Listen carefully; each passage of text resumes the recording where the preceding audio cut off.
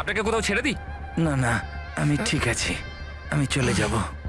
আপনি আপনি ঠিক আছেন তো? হ্যাঁ, আমি আমি আমি আমি ঠিক আছি। আপনি সাবধানে যাবেন। হ্যাঁ, ঠিক আছে, আপনি সাবধানে যাবেন। ওকে, থ্যাংক ইউ।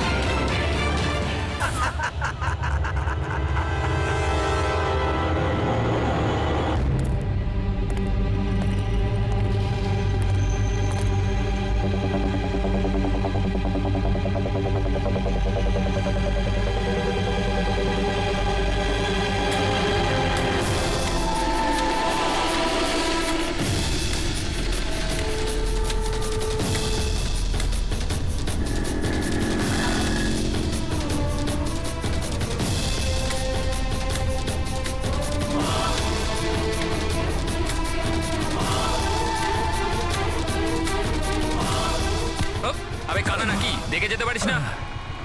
অন্ধই আমি ভাই। আরে আরে ভাই, সরি আরে, সরি, আমার লাঠি। হ্যাঁ, আমি বুঝতে পারিনি। আপনার এইভাবে বাইরে বেরোনো উচিত নয়, আপনার আঘাত লেগে যেতে পারে তো। ক্ষমা করবেন, আমায় আর একটু সচেতন হতে হবে। ঠিক আছে ঠিক আছে, সাবধানে যাবেন। আগে আগে। আপনি যেতে পারবেন না, আমি ছেড়ে দিয়ে আসবো। না না, আমি চলে যাব। ঠিক আছে। Thank you.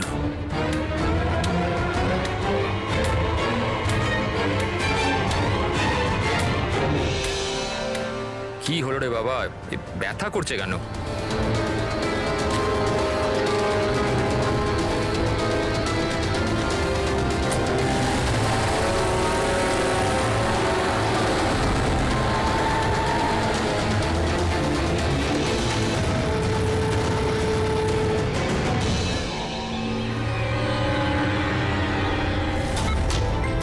কিচ্ছু হবে না, কিচ্ছু হবে না তোমার। তুমি তুমি তুমি স্থির থাকো। পা ধরো, পা ধরো। Doctor, injection fast, quick. Doctor, injection দাও তাড়াতাড়ি।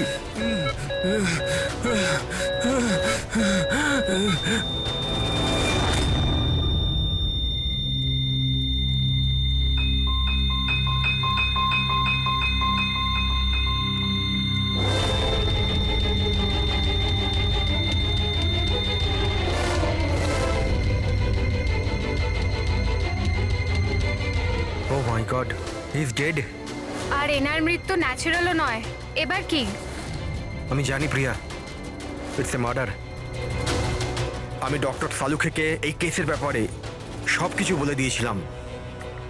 এতক্ষণও তো উনি ফাইন্ড আউট করেই নিয়েছেন যে রমেনের মৃত্যুর প্রকৃত কারণ কি। বিষ? রমনের মৃত্যু বিষক্রিয়ায় হয়েছে? হ্যাঁ বস, খুব মারাত্মক বিষ। প্রথমে এটা মানুষের মস্তিষ্কে প্রভাব বিস্তার করে। প্রথমে ডিলেরিয়াম, ফটোফোবিয়া, অ্যামিনেশন।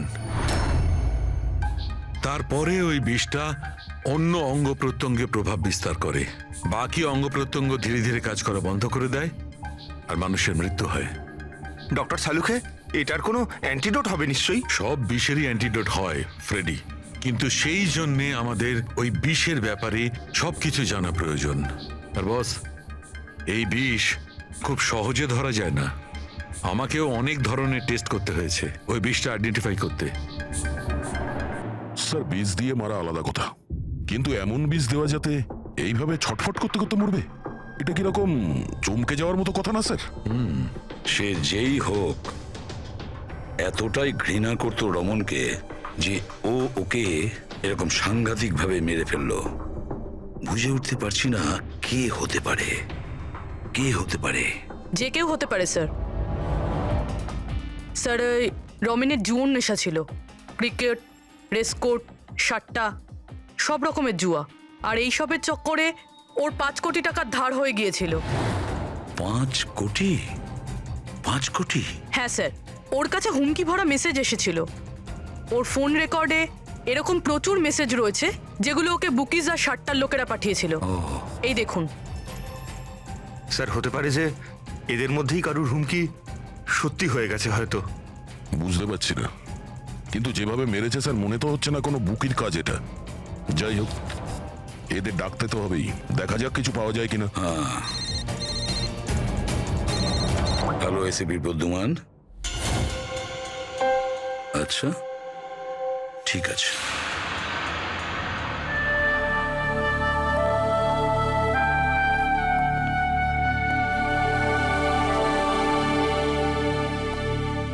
আপনি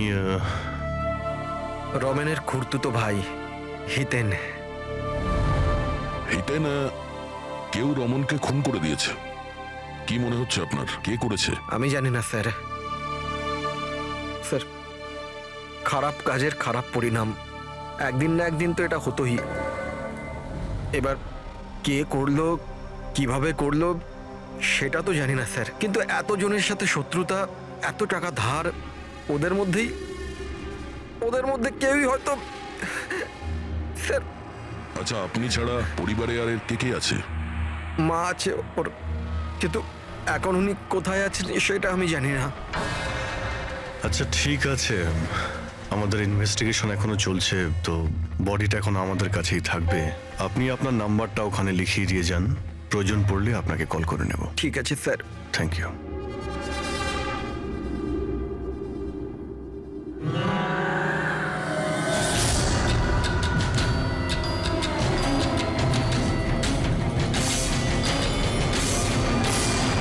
মনে হচ্ছে এতটা দুঃখ পাইনি যেটাও দেখাচ্ছে।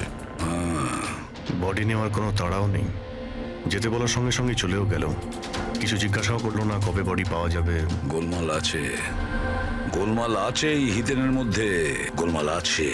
ওকে দেখে মনে হয় এই কথাটা কনফার্ম করতে যে রমন মারা গেছে কি না।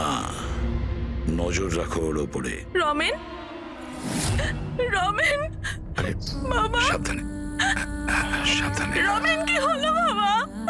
রমেন, ম্যাম, আপনি আমার ছেলে রমেন, রমেনের কি হলো স্যার? কি হলো বাবা, কি হলো? আমি তো তোর অপেক্ষায় ছিলাম যে তুই আসবি আর আমাকে বাড়ি নিয়ে যাবি, কিন্তু তুই এত দূরে চলে গেলি বাবা। আপনি আপনার ছেলে রমনের সাথে থাকতেন না? আগে না স্যার, আপনি স্যার আমার নাম মদন। ভগবান, আমাকে কেন রেখে দিলে? আমাকেও তো নিয়ে নিতে পারতে। মা, নিজেকে সামলাও। আর কত কাঁদবে এই মূর্খটার জন্যে? ও নিজের কর্মের ফল পেয়েছে। না বাবা, এরম বলো না। ও যেমনই ছিল, ছেলে তো ছিল আমার। কেন, কি এমন করেছিল ও ওনার সাথে? উনি ওনাকে বাড়ির বাইরে বার করে দিয়েছিলেন, রাস্তায় একা একা ছেড়ে দিয়েছিলেন। কি কারণে? বলেছিল মা, অনেক দিন হয়ে গেছে, বাড়ি বিক্রি করতে হবে, আর আমার খরচ চালানোর মতনও ক্ষমতা ছিল না, এই জন্য আমাকে ছেড়ে দিয়েছিল। আর তারপর কি করতাম স্যার, ঠিক করে দেখতেও পাই না, কোথায় যেতাম আমি? ওই জন্য পড়ে রইলাম ফুটপাতে, ক্ষুধার্ত, তৃষ্ণার্ত, সহায়হীন হয়ে। হয়তো ভগবানের দয়া হয়ে গেছিল, তাই সে দেবদূত পাঠিয়ে দিয়েছিল। তার চেহারা তো দেখতে পাইনি আমি, কিন্তু সে আমায় তার সাথে যেতে বলেছিল, আর আমি তার সাথে চলে গেলাম। একটা ভালো মানুষ আমাকে এর কাছে নিয়ে গেছিল। স্যার, অ্যাকচুয়ালি আমার একটা সংস্থা আছে, সংহতি বৃদ্ধাশ্রম। আমরা ওখানে চেষ্টা করি যে এই ধরনের বয়স্কদের বাড়ির মতো ভালোবাসার সম্মান দেওয়া যায়। ওনাকে আমি বৃদ্ধাশ্রমের গেটে পেয়েছিলাম একটা চিঠি হাতে, যাতে লেখা ছিল ওনার যত্ন নেওয়ার কথা। আর ওই দিন থেকেই সংহতি বৃদ্ধাশ্রম ওনার বাড়ি হয়ে গেছে। আজ সকালে ল্যান্ডলাইনে ফোন এলো যে ওনার ছেলের মৃত্যু হয়ে গেছে। ব্যাস, উনি তখন থেকেই কাঁদছেন। আসলে মা তো। আমি আপনাদের কাছে অনুরোধ করছি, এই হত্যাকারীকে ছাড়বেন না স্যার, অবশ্যই শাস্তি দেবেন স্যার, অবশ্যই শাস্তি দেবেন। দেখুন ম্যাম, আমি আপনাকে কথা দিচ্ছি, আমরা রমনের খুনিকে ছাড়বো না। তাকে কঠোর থেকে কঠোরতম শাস্তি দেব। আপনি প্লিজ এ ব্যাপারে ভাববেন না। আপনি নিজেকে সামলে নিন। মদন, তুমি ওনার খেয়াল রেখো। আরো একটা কথা, কোনো কিছুর দরকার যদি আপনাদের পড়ে তাহলে নিশ্চয়ই আমাদের জানাবেন। দারুণ ব্যাপার। সারিকা, হসপিটালের ডক্টরের রিপোর্ট অনুসারে এর হাঁটুতে যে চিহ্নটা পাওয়া গেছে এটা হয় কোনো অ্যালার্জির আর নয়তো কোনো বিষাক্ত ধরনের পোকামাকড়ের দংশনের চিহ্ন।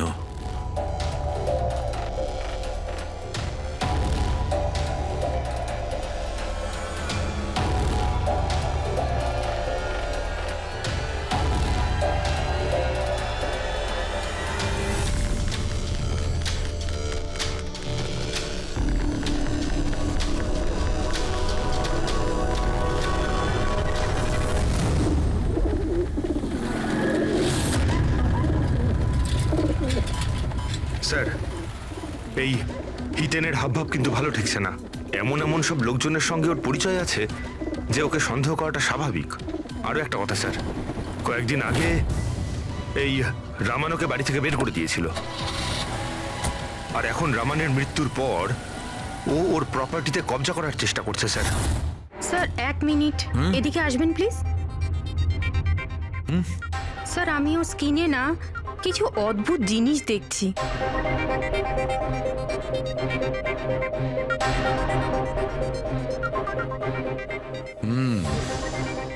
সারিকা, এই যে অদ্ভুত জিনিসটা দেখতে পাওয়া যাচ্ছে আসলে এটা প্যারাফিন।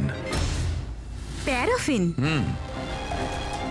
আরে তার মানে ওই বিষটা ওর থাইতে ইনজেক্ট করা হয়েছিল? করা হয়েছে, ওই বিষটা এর থাইতেই ইনজেক্ট করা হয়েছে। তাহলে এই মোম কোথা থেকে এলো?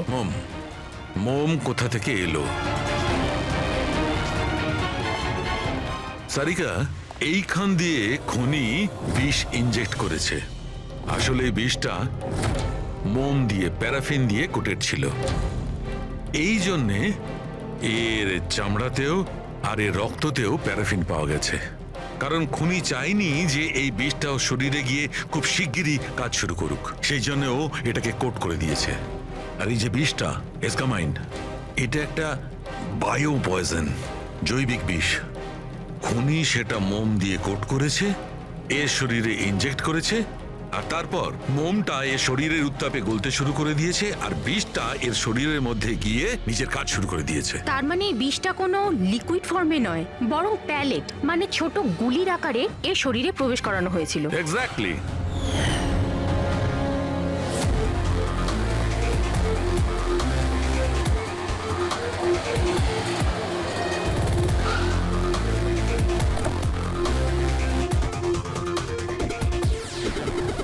এই হলো সেই কনস্ট্রাকশন সাইট যেখানে রমন ইঞ্জিনিয়ার ছিল। ওর কলিগেরা বলছিল যে এখান থেকে বেরোনোর পরে ওর পায়ে একটু সমস্যা হয়েছিল। কিন্তু এখানে যে সমস্ত ওয়ার্কার্সরা কাজ করে ওরা বলল যে যতক্ষণ কনস্ট্রাকশন সাইটে ছিল ততক্ষণও ঠিক ছিল। তার মানে যা কিছু ঘটেছে কনস্ট্রাকশন সাইট থেকে বেরিয়ে এসে ঘটেছে, তার মানে এখানেই হয়েছে। এখানে তো আশপাশটা খুঁজে দেখি, যদি কেউ কিছু দেখে থাকে। স্যার আপনারা যান, আমি একটু চা খেয়ে আসছি। মানে ওই চাওয়ালাকে জিজ্ঞেস করে আসছি যে কিছু দেখেছে কিনা। অভিজিৎ, এই বাচ্চাটা কনস্ট্রাকশন সাইটের সামনে কাগজ বেচছে, ওকে কিছু জিজ্ঞাসা করি।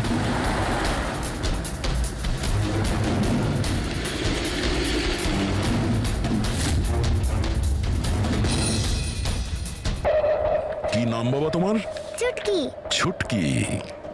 আচ্ছা তুমি এটা দেখো তো, এটা এই ছবিটা ভালো করে দেখো, দেখো তো তুমি একে চিনতে পারছো কিনা।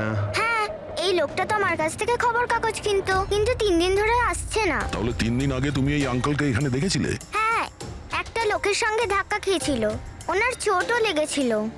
ওই লোকটা কেমন অদ্ভুত ছিল। অদ্ভুত? অদ্ভুত মানে? আবে অন্ধ নাকি, দেখে যেতে পারিস না? অন্ধ হয়ে আমি ভাই।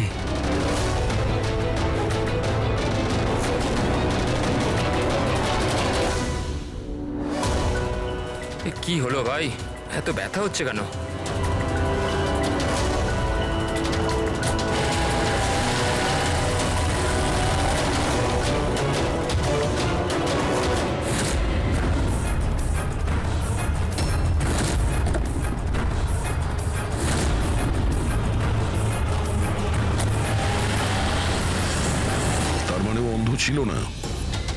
ওই হামলা করেছিল রমনের ওপর। আচ্ছা এটা বলো তো যে ওই আঙ্কেলকে তুমি চিনতে পারবে? তুমি কি ওকে ঠিক করে দেখেছিলে? না। আচ্ছা ওই গাড়ির নাম্বারটা মনে আছে? না আঙ্কেল, ওই আঙ্কেলকে গাড়ি চালাতে দেখে আমি অবাক হয়ে গেছিলাম, এই জন্য গাড়ির নাম্বার মনে নেই। কিন্তু কি হয়েছে আঙ্কেল? ইঞ্জিনিয়ার আঙ্কেল ঠিক আছে তো? না বাবু, ওর কিছু হয়নি। ও অন্য কোনো কনস্ট্রাকশন সাইটে চলে গেছে, এখনো এখানে আসবে না। Thank you. হ্যাঁ, তুমি এখন নিউজ পেপার বিক্রি করছো, তুমি স্কুলে যাবে না?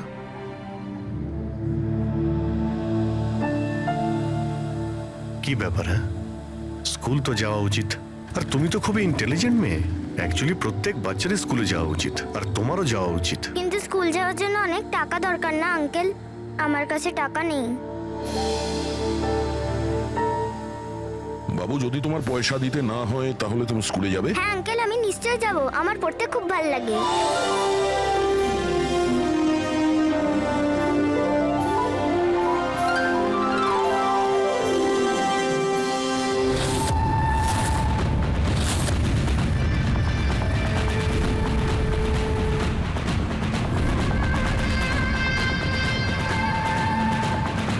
সমীর, এবার তোমার পালা।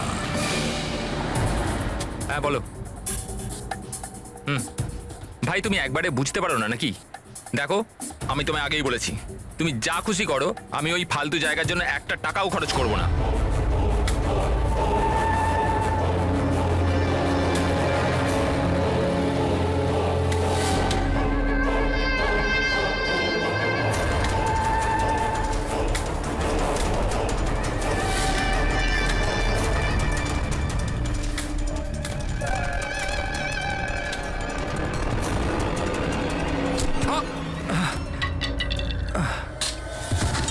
ওই দেখতে পান?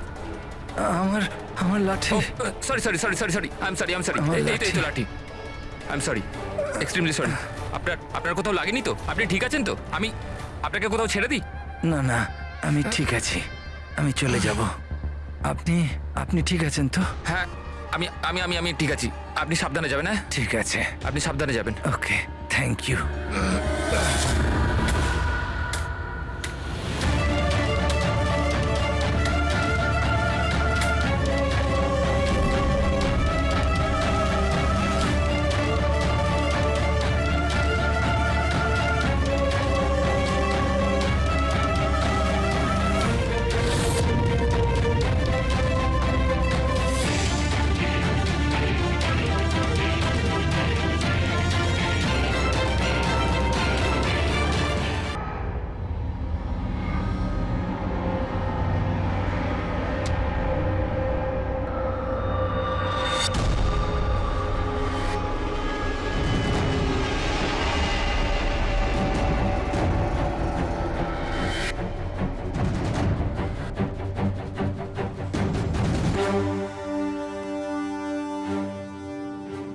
শাহরুখে, কি জানতে পারলে?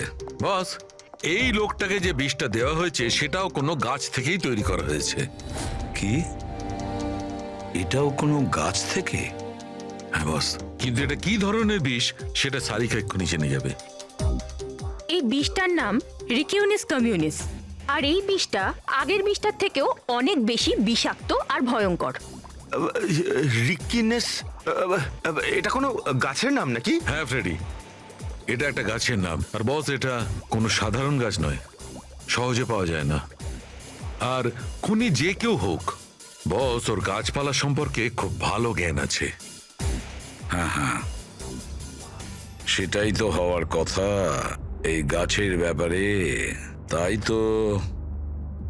কিন্তু স্যার, এই খুনটার কারণ কি হতে পারে?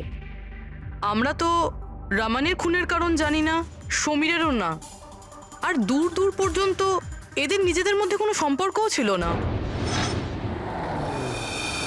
স্যার, সমীর আর রমনের মধ্যে একটা জিনিস তো খুবই কমন।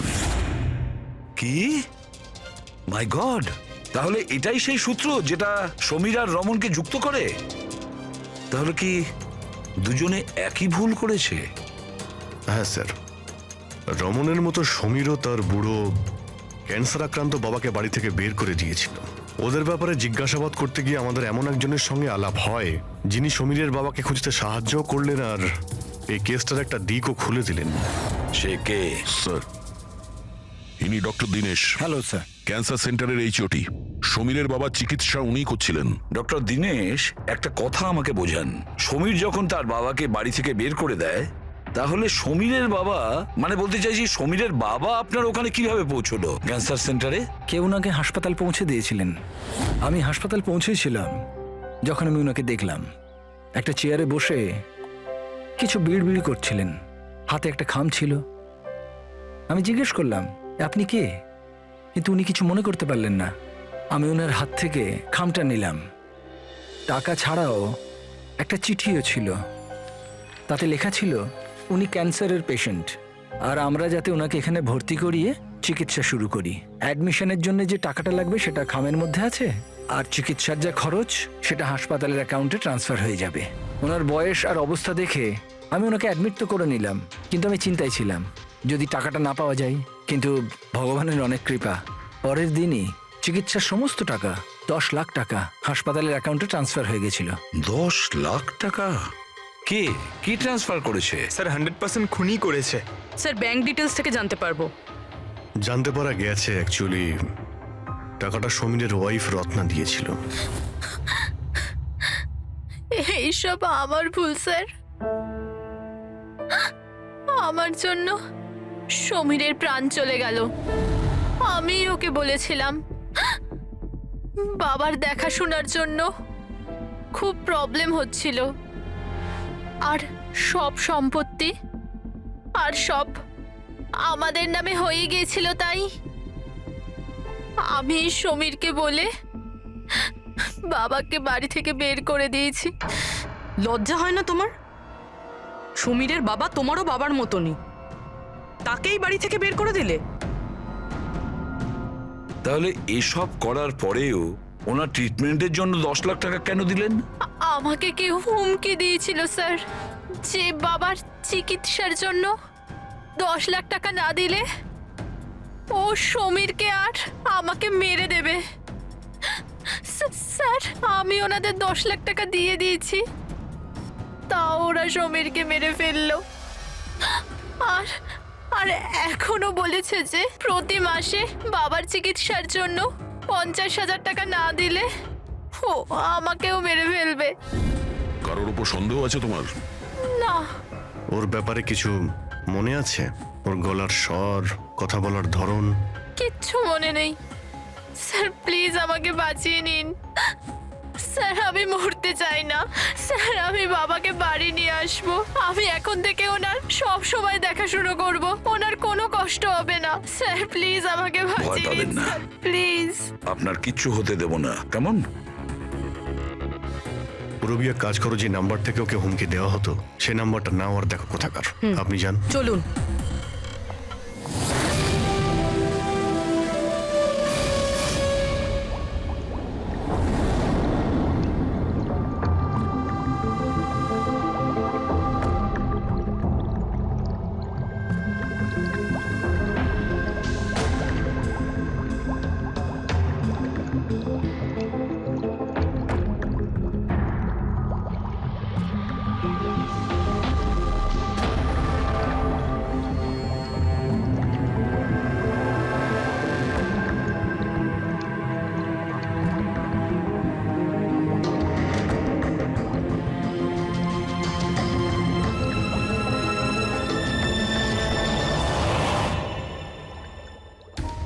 স্যার আমরা এতগুলো অ্যান্টিডোটস বানিয়েছি, কিন্তু এটার কি নিশ্চয়তা আছে যে খুনি এর মধ্যেই কোনো একটা বিষ ব্যবহার করবে? এবার আর যাই করি, আমরা খুনির মাথার ভেতরে তো আর ঢুকতে পারবো না। তোমার কথাটা একদম ঠিকই সারিকা, কিন্তু একটা কথা ভাবো, খুনি এই গাছগুলো থেকে বিষ বার করে ব্যবহার করছে। এই গাছগুলো থেকে আগেরটা থেকে আরো বেশি বিষাক্ত প্রত্যেকবার। আমাদের সব সময় প্রস্তুত থাকতে হবে। জানি না পরের বার কোন ধরনের গাছের বিষ কাকে প্রয়োগ করবে, জানি না কার ওপর, কবে, কখন, কোথায়, কোন ধরনের গাছের জানা নেই।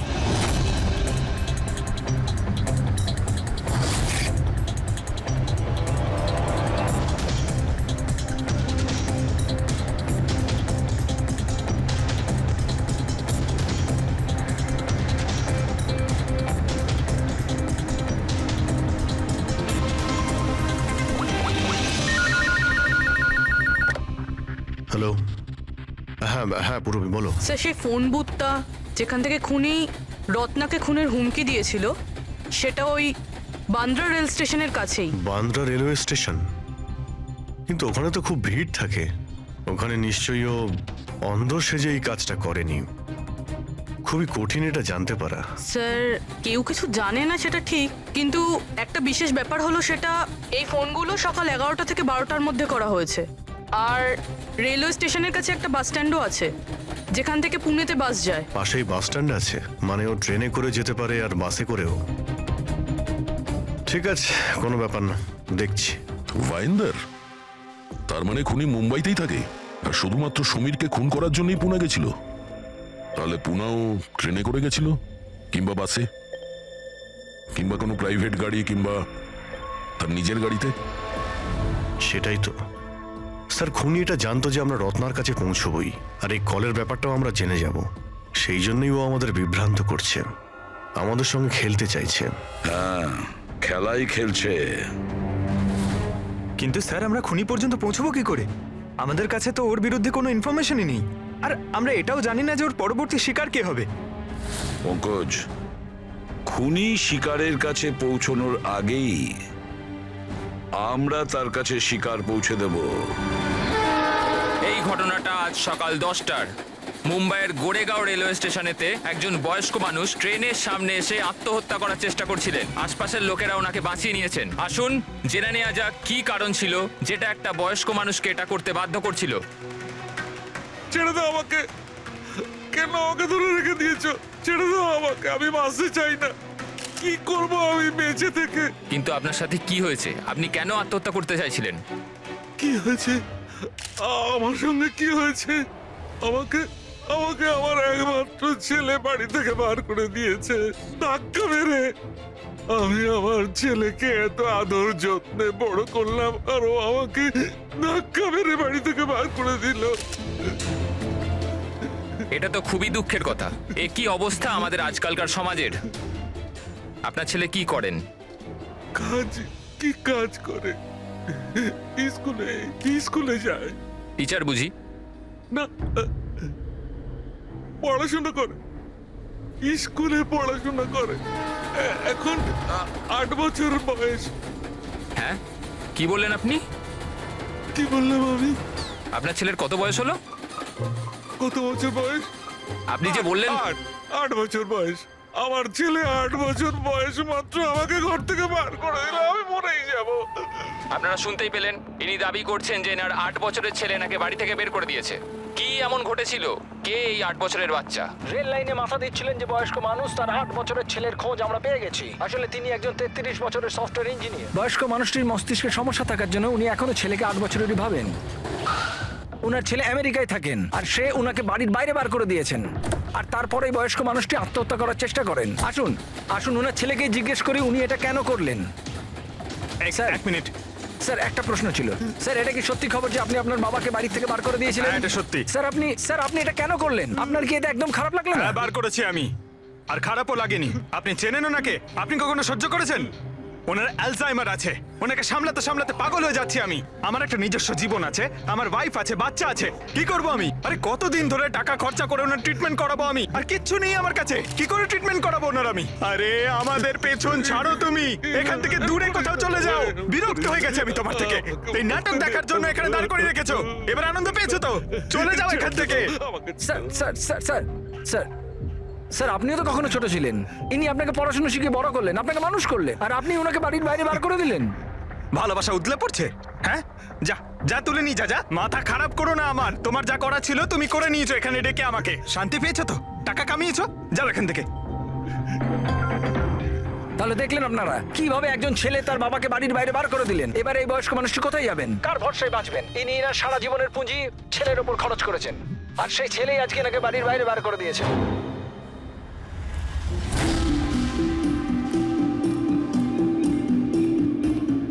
সুন্দর সুন্দর বেলুন আছে, বাড়ির বাচ্চাদের জন্য নিয়ে যান।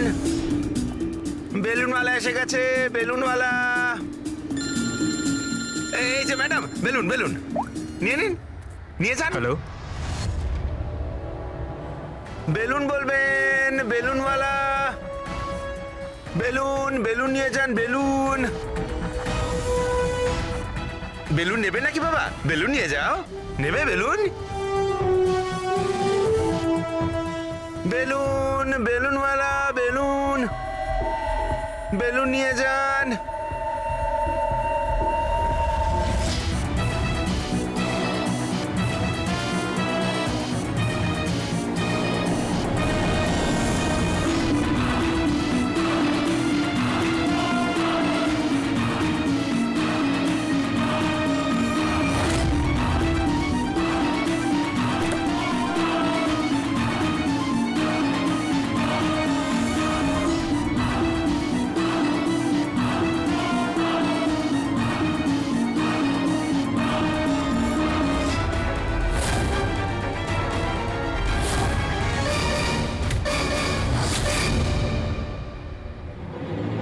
স্যার স্যার একজন অন্ধ বিল্ডিং এর দিকে আসছে।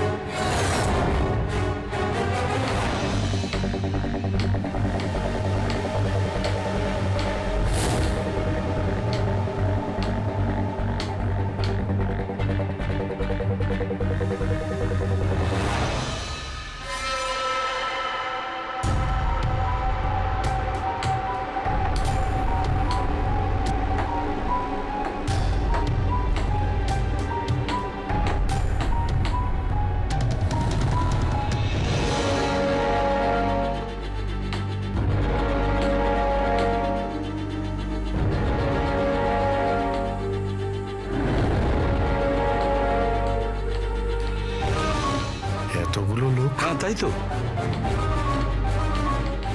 স্যার, এতজন অন্ধ একসাথে? আমরা তো একজন ভেবেছিলাম, এখানে তো 8-10 জন বেরিয়ে গেছে। মনে হচ্ছে এটা ওদের চাল। আপনারা যাবেন কোথায়?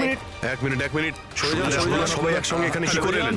আরে কি করছেন এখানে আপনারা? আরে সবাই একসঙ্গে, কি হয়েছেটা কি? হ্যাঁ কি হয়েছে? এখানে চোখের ফ্রি চেকআপের ব্যবস্থা করা হয়েছে।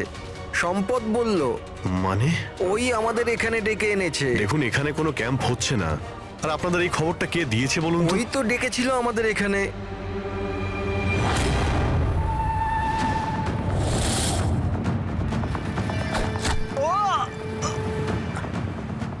পঙ্কজ পঙ্কজ পঙ্কজ পঙ্কজ আরে ওই তো ধরো ওকে। চল পঙ্কজ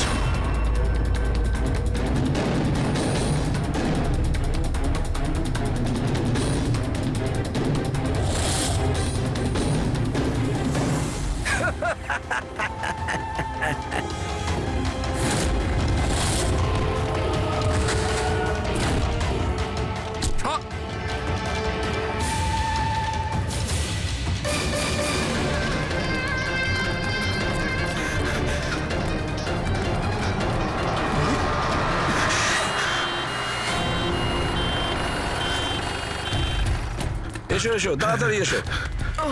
পঙ্কজ, তোর কিচ্ছু হবে না। কিচ্ছু হবে না। পঙ্কজ একে অ্যাম্বুলেন্সে নিয়ে যাও।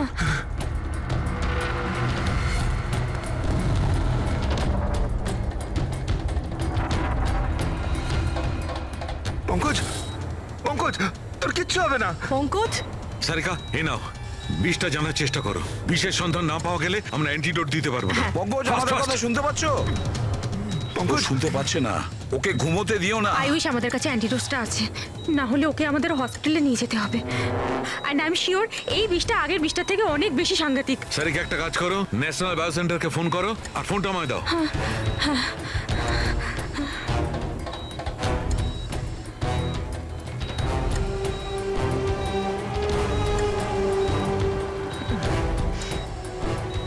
Pankaj, don't worry Pankaj.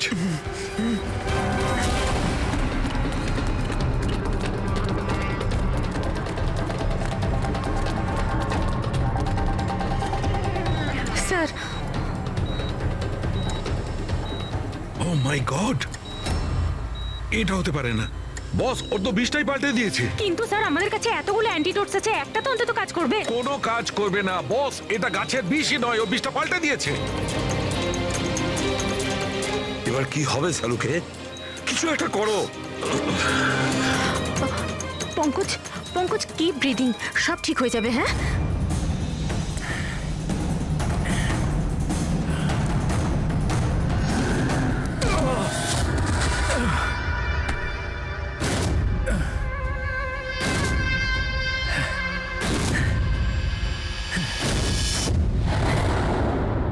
Sir আমার নাম মদন। এসব তুমি করেছো? কেন আমার পেছনে পড়ে আছো? আমি যেটা করেছি ঠিক করেছি। তুমি বলছো এগুলো করে ঠিক করেছো? আমি শুধু খারাপ লোকেদের শাস্তি দিয়েছি। যারা নিজেদের বাবা মায়ের খেয়াল রাখে না, তাদের বেঁচে থাকার কোনো অধিকার নেই। যখন আমার মায়ের মৃত্যু হয়েছিল, আমার দুনিয়া শেষ হয়ে গেছিল। ওই সময় তখন থেকেই আমি এই সংহতি বৃদ্ধাশ্রমে শুরু করেছি। স্যার, ওখানে যত বয়স্ক বাবা মা আসেন না, সব তাদের সন্তানের কাছে অত্যাচারিত। এটা দেখে আমার মাথায় রক্ত উঠে যায়। আমি সেই সময় সিদ্ধান্ত নিই যে এই সবগুলোকে আমি শাস্তি দেব। সেই জন্য এদের মেরে দিই। আমি কি ভুল করেছি? আমি